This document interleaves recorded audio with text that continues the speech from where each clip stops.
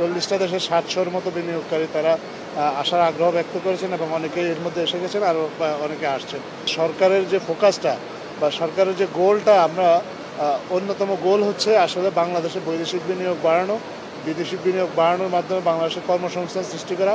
এই ফিল্ড ভিজিটটা তারা আসলে প্র্যাকটিক্যালি বাংলাদেশ সম্বন্ধে বাইরে যেরকম জানা বা বোঝা, তার সাথে একটা ভিন্ন পিকচার বাংলাদেশে থাকতে পারে এবং বাংলাদেশের লেবাররা যে কত হেল্পফুল এবং কত সহজেই লার্ন করতে পারে, এই এক্সপিরিয়েন্সটা হয়তো আমরা মনে করি ইয়াং ওয়ানের কাছে তারা জানতে পারবেন। প্র্যাকটিক্যালি বাংলাদেশে বিনিয়োগের কি অবস্থা সেটা বিনিয়োগ বোর্ড বিডা তারা চাচ্ছে যে বাংলাদেশে অবস্থিত অন্যান্য ইপিজেডগুলি কোনটা কি অবস্থায় আছে সেটা সরজমিনে তাদেরকে দেখানো, এবং তারা দেখার পরে they will make up their mind যে বাংলাদেশে বিনিয়োগের সত্যিকার অবস্থা কী এবং কীভাবে এখানে বিনিয়োগ আরও বৃদ্ধি করা যায়। Focusing in the food and agri sector, sustainable apparel, renewable energy, and also circular economy. So that's definitely the 4 topics that we are interested in, and Bangladesh offers a lot of opportunities.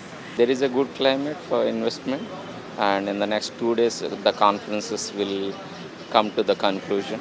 I work in the agri-business departments, and especially in agribusiness, I think in Bangladesh there's huge potential.